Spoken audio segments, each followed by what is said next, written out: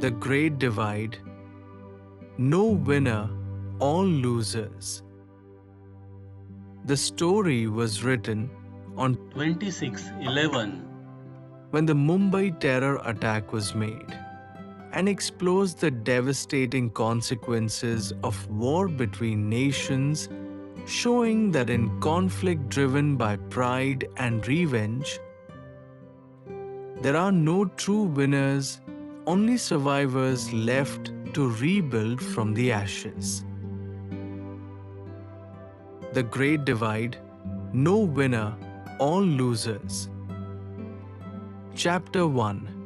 The last spark. It was a humid morning in Navgarh, the booming financial capital of Ratnadweep. Trains screeched into the station, horns blared in traffic, and life bustled as usual. At 9:42 a.m., the first explosion ripped through the heart of the central metro terminal. A second one followed 10 minutes later near the National Stock Exchange. Panic struck like lightning. Blood pooled on hot pavement. Sirens wailed across the city. By evening, security agencies confirmed the attack bore the signature of Al-Faqra, a radical extremist group long suspected of operating from the neighboring nation of Pakhtunistan. Within hours, intelligence analysts provided intercepts, satellite images, and digital trails tracing the planning to training camps near the Pakhtunistan border. The Prime Minister of Ratnadweep, Veer, addressed the nation with fire in his voice. This bloodbath will not be forgotten. We are not a nation that boasts. The perpetrators and their protectors will be dealt with swiftly and surely. Rallies erupted across Ratnadweep. Candlelight vigils turned into slogans of vengeance. Across the border, the leadership of Pakhtunistan dismissed the allegations as baseless propaganda and warned that any violation of its sovereignty would be met with forceful retaliation. That night, a dozen Ratnadweep fighter jets took off from northern air bases under radio silence.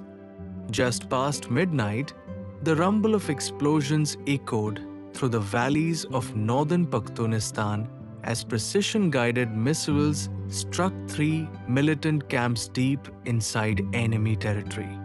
The operation lasted 20 minutes, but the war it sparked would haunt generations. Chapter 2.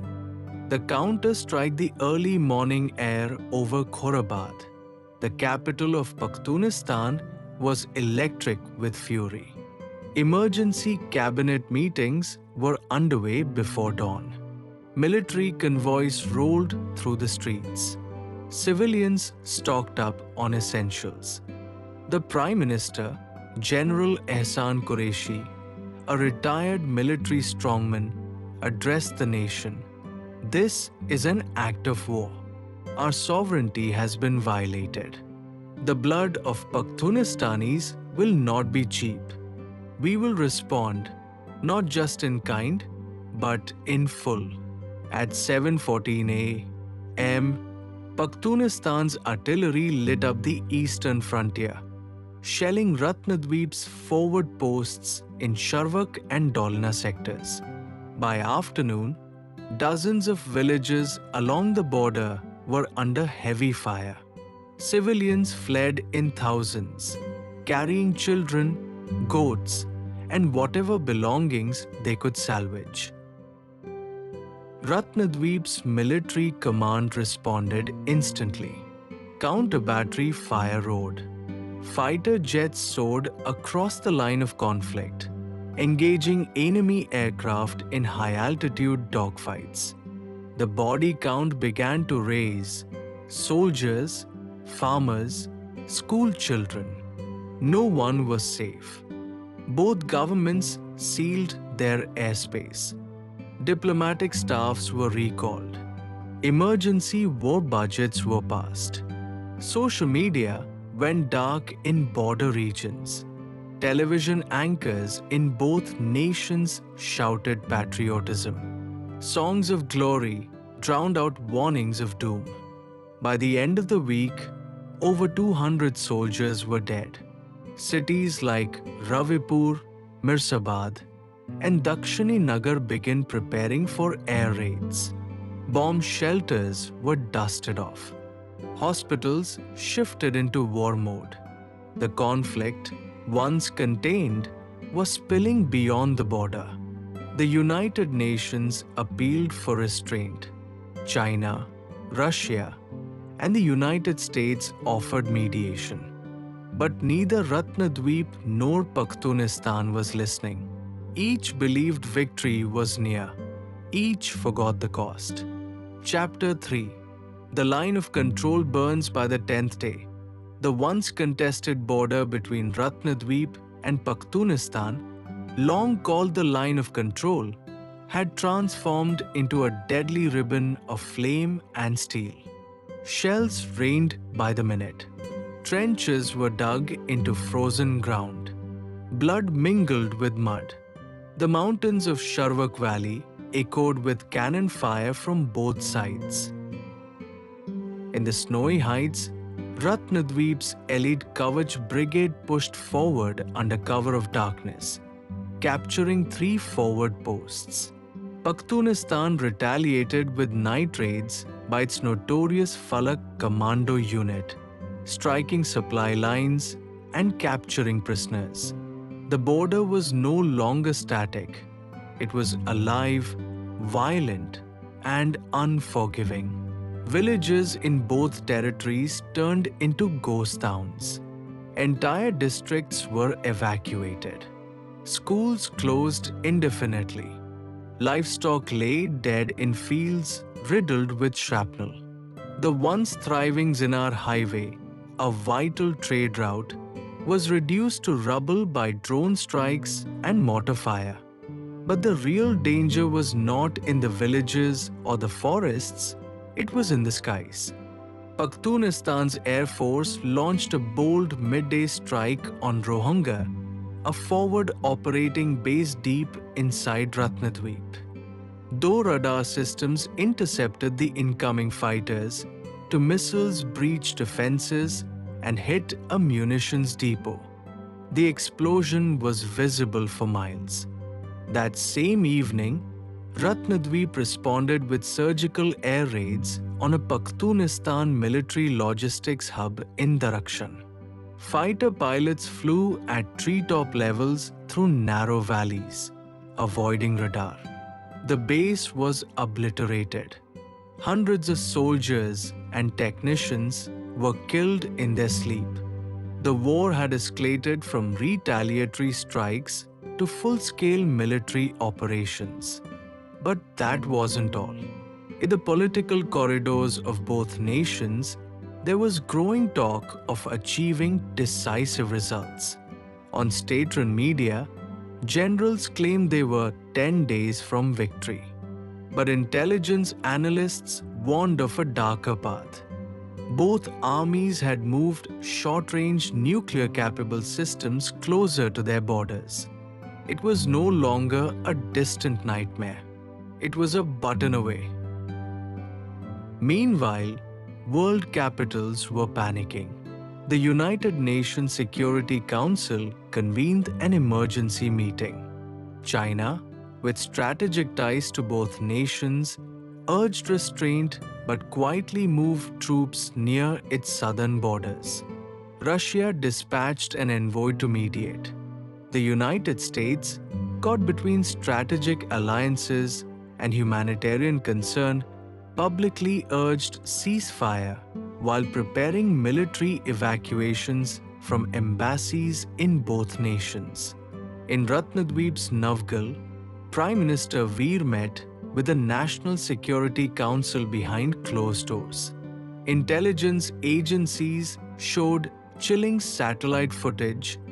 Pakhtunistan had begun transporting what appeared to be nuclear warheads toward its western plateau. The military chief whispered words few had dared say aloud, they may use the tactical option. Veer stared at the screen, then at the silent faces around him. Then we must prepare for the unthinkable. Outside, in the streets of both nations, people prayed not for victory, but for survival.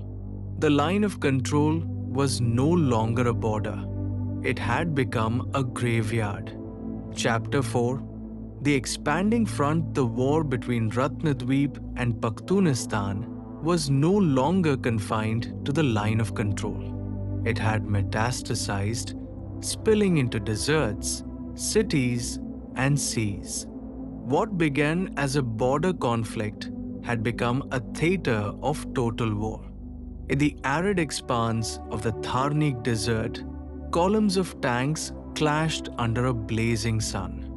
The thunder of artillery echoed over the dunes. Soldiers battled dehydration as much as bullets. Drone swarms zipped across the sky, targeting fuel convoys and command centers. Civilians in nearby towns were caught between advancing columns, left without power, food, or hope. To the east, the strategic city of Jainagar, known for its oil refinery and airbase, became a primary target. Pakhtunistani missiles struck it during the early hours of the morning.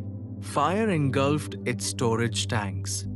Emergency services were overwhelmed. A hospital treating war casualties was also damaged. Dozens of doctors and patients were killed. It was no longer possible to claim that only military targets were being hit. Meanwhile, Ratnadweep's navy began a blockade of Karshabad port, Pakhtunistan's largest commercial harbor. The blockade was swift and brutal. Cargo ships were turned away, and several were captured. Pakhtunistan retaliated by dispatching its submarines to attack Ratnadweep's southern fleet in the Sapphire Sea. Underwater warfare added a new layer of peril. In cyberspace, both nations launched digital offensives. Power grids flickered and went dark. Financial systems froze. Media outlets were hacked to broadcast misinformation. Internet blackouts spread in border regions. Panic was no longer driven by bombs, but by silence. But it was in Balawal province, a historically rebellious region in Pakhtunistan, that the war took a disturbing twist. Sensing an opportunity, underground separatist groups rose up. They began attacking Pakhtunistani supply lines and military outposts, demanding independence. Ratnadweep was accused, publicly and loudly, of supporting these groups, supplying arms and funds through third-party networks. This triggered fierce internal crackdowns within Pakhtunistan. Protesters were rounded up. Communications were cut. The state tightened its grip with brutal force. The war front had now expanded in 3 dimensions. Times geographically, stretching from mountains to oceans. Times digitally, with a cyber war threatening the stability of both nations. Times socially, igniting rebellion and civil unrest within Pakhtunistan's fragile borders. International observers began to whisper the word that had been feared for decades: regional destabilization. The world's major powers grew nervous. Iran and Afghanistan, both sharing borders with Pakhtunistan, reinforced their military presence. China issued veiled warnings and moved missiles closer to the Ratnadweep frontier. The United States placed its Pacific Fleet on alert. War was no longer a bilateral affair. It was creeping towards something far worse, a global flashpoint. And amidst all this, a rumor began to spread in intelligence circles. Pakhtunistan, cornered and bleeding, was preparing for a nuclear test launch as a show of strength. What began as revenge for a terror attack was now a runaway inferno, and the world watched, helpless and horrified. Chapter 5. The nuclear brink. The tension across the globe was now a taut wire, stretched to its limit. Intelligence satellites, reconnaissance aircraft, and human assets confirmed the terrifying development. Pakhtunistan had moved tactical nuclear warheads to forward deployment bases near the southern hills of Jarnabad and the western plateau of Skinar. The move wasn't a test, it was a threat. General Ehsan Qureshi, the Prime Minister and former Army Chief of Pakhtunistan, had been briefed that his forces were losing ground in the east and the south. Supply lines were severed, and now uprisings in Balawal province were bleeding resources from within. Desperate, he turned to the last card. If the world wants to see resolve, they shall see it in blinding light, he reportedly told his war cabinet. In Ratnadweep's command center beneath Raksha Bhavan, Prime Minister Veer convened the National Security Council in an emergency midnight session. He was handed a confidential folder titled Nuclear Contingency Protocol DEFCON 2. There were now 3 options. 1. Issue a public nuclear threat in response, hoping for mutual deterrence. 2. Launch a preemptive strike on the known Pakhtunistan nuclear sites. 3. Engage in last-minute diplomacy with foreign help. The first was symbolic. The second was irreversible. The third was improbable. The Prime Minister chose to wait, but prepare. Within hours, Ratnadweep's Agni-class missiles were loaded with nuclear payloads and dispersed in mobile launchers. Nuclear submarines were deployed across the Sapphire Sea. Deep in the forests of Mahashakti Base, an underground command center activated the code Amar, linking all strategic forces under central control. The world held its breath. In the United Nations, heated debates failed to produce results.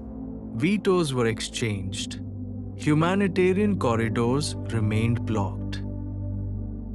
Refugee numbers had crossed 2 million, with camps forming near the borders of Nepalia and Chinsur. Starvation, disease, and fear took their toll. Meanwhile, Pakhtunistan made its most provocative move yet, a low-yield nuclear test in the Jarnabad desert. Though the device was detonated underground, the shockwave was political, not seismic. Markets crashed. Oil prices soared. Panic buying swept global cities. In retaliation, Ratnadweep conducted a mid-sea missile launch drill using dummy warheads, but made sure it was visible to every surveillance satellite in orbit. The message was clear: we are ready. Do not test us further. By now, Russia, China, and the US were in direct talks with both warring nations. A frantic diplomatic shuttle began between Kashnav, Ratnadweep's capital, and Khorabad. Secret meetings took place in neutral territories. Back-channel emissaries worked tirelessly. But the war machine had gathered too much momentum. One small miscalculation, a radar misread, a rogue commander, a political assassination could trigger a catastrophe. Inside military command posts, launch officers now sat beside nuclear keys, no longer in theory, but in readiness. The world teetered on the edge of mutually assured destruction. And in small, quiet homes on both sides of the border, children asked their mothers, "Will we wake up tomorrow?"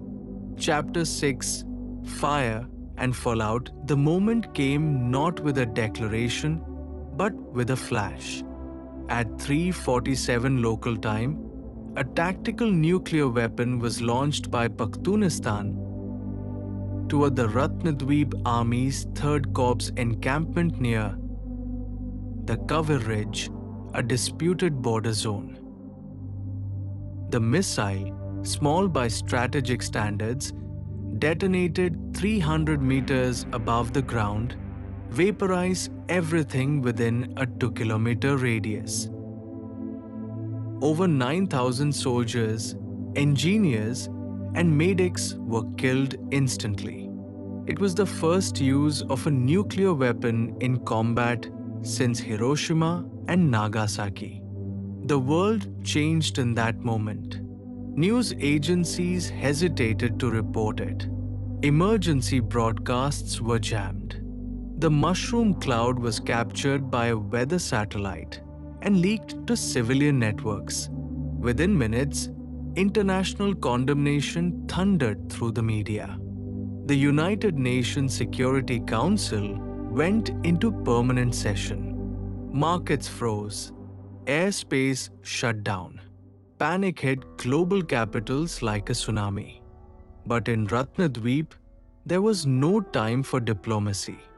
Prime Minister Veer, face ashen, held the emergency nuclear response meeting. The military command had already moved into position, urging immediate retaliation in kind. Intelligence confirmed that Pakhtunistan had more warheads in the field and likely planned a second strike if Ratnadweep hesitated. Veer made the hardest decision of his life. At 6:15, Ratnadweep launched a retaliatory nuclear strike on Pakhtunistan's key missile base in Darakhshan Plateau, a high-security installation believed to house medium-range launchers and warhead storage. The missile, an Agni-4, struck with pinpoint precision. The plateau erupted in fire and dust. Over 40,000 soldiers, scientists, and civilians were incinerated. In less than 3 hours, 2 nuclear explosions had occurred in South Asia, and the gates of hell were open.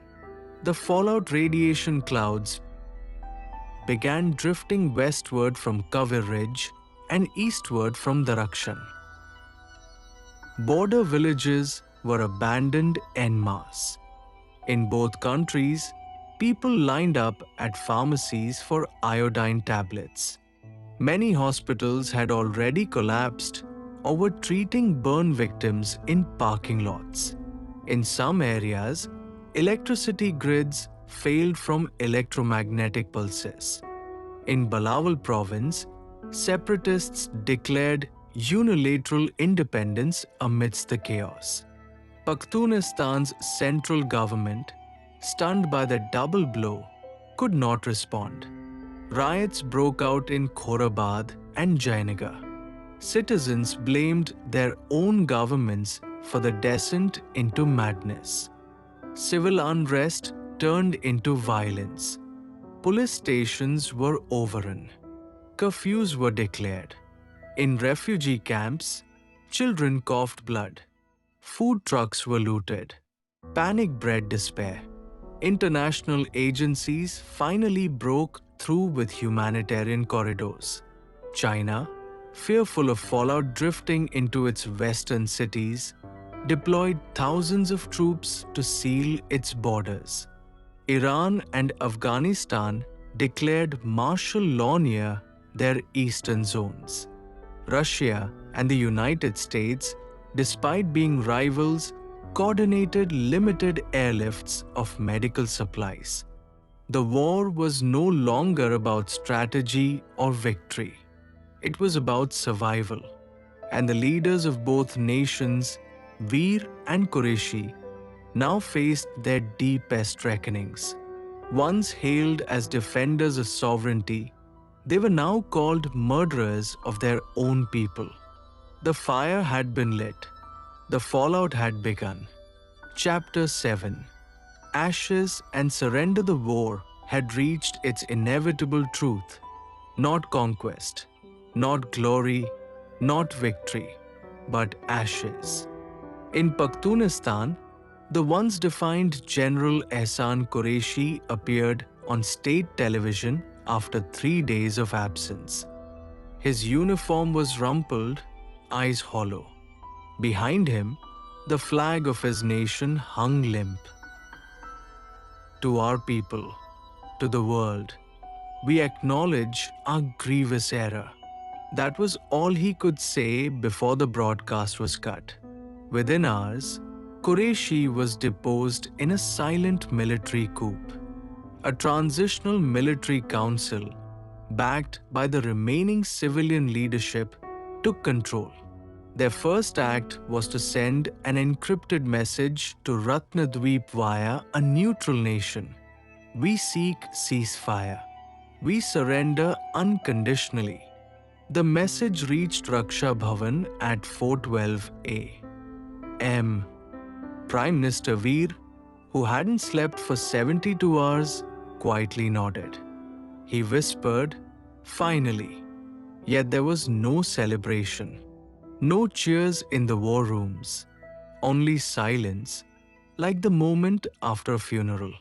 A joint unbrokered ceasefire agreement was signed in Zurich, far away from the screams of the subcontinent. The terms were devastating to Pakhtunistan. Time's immediate dismantling of its nuclear arsenal under international supervision.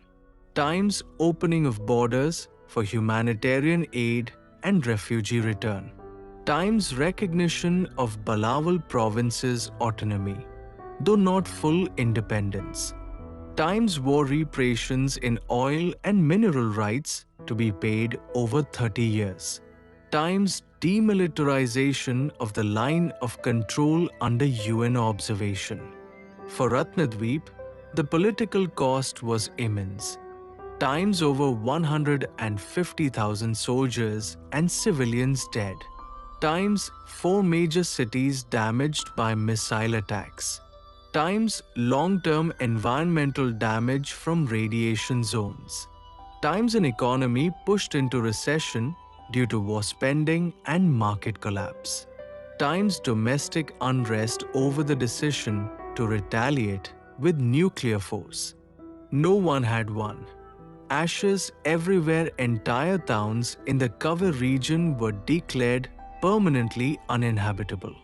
Forests had turned into graveyards of twisted metal and scorched earth. In Darakshan, the soil itself had turned to glass where the fireball had touched down. In Ratnadweep's cities, memorial walls began to rise, not in celebration of war heroes, but in remembrance of what were lost. School children buried in rubble, soldiers whose tags could not be recovered, doctors who stayed behind in irradiated hospitals. A national mourning day was declared in both countries. Even the most hardened news anchors broke down on air when showing images of the refugee camps, children orphaned by both regimes, staring blankly at the camera, not understanding what nation meant anymore. "We will never do this again," said the new president of Pakhtunistan, a retired judge chosen for his neutrality. "We do not deserve another chance, but we must live as if we do." In Ratnadweep, Prime Minister Veer stepped down. His resignation letter was one sentence long. "I led us through war, but could not keep us from it." Global response. The war became a defining moment for international diplomacy. Treaties were rewritten. Nuclear disarmament talks resumed across the globe. South Asia was now a global cautionary tale. taught in schools from Tokyo to Toronto as an example of how pride, vengeance, and politics can destroy millions. Aid poured in from unexpected places. Citizens from former rival nations came to help rebuild. Musicians, actors, teachers, and doctors from around the world volunteered in the ruined cities. For the first time in decades, empathy crossed borders faster than missiles had. In the end, there were no victors, only survivors. And the final truth of war had never changed. In war, everyone loses, even the last man standing. Epilogue. The children of dust 15 years had passed since the war ended. In the border town of Sujlagal, now part of an unadministered peace zone, there stood a modest school made of bamboo, recycled steel, and hope. It was called the Children of Dust School, built on the ruins of what was once a military checkpoint. Where rifles had once pointed across barbed wire, now sunflowers grew, watered by orphans who had no memory of which country they were born in. The students came from both Ratnadweep and Pakhtunistan, children of soldiers, farmers, nurses, and war victims. Many had no official citizenship. They carried no last names, but they had pencils, books, and clean drinking water. And they had stories, told to them not of hatred, but of healing.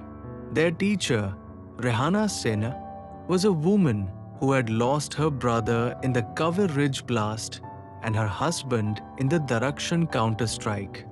She could have chosen bitterness. She chose teaching. Each morning, she made the children repeat a vow.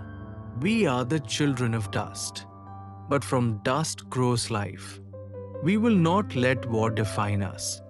We will build peace with our hands.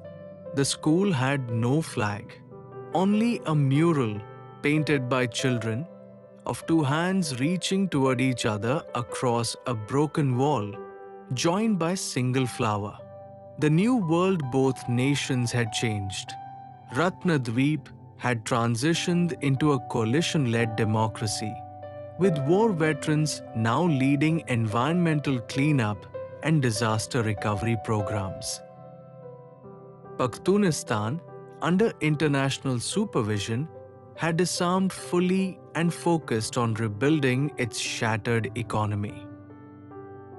Balawal province had elected its first prime minister, and education reformist rose in exile. And though nationalism still simmered at the edges, the horrors of the nuclear days acted as a dam holding back the flood of warmongering. There were no more military parades, no more victory days, only remembrance weeks where both sides honored their dead not with drums, but with silence. Internationally, the twin cities of Kashnав and Khorabad hosted the annual Peace Through Ashes Summit, inviting nations from every continent to discuss disarmament, conflict resolution, and youth education. The world still bore scars, but the scar tissue had begun to weave into skin. A letter found in the remains of an old bunker outside Darakshan. A soldier clearing debris came across a rusted notebook.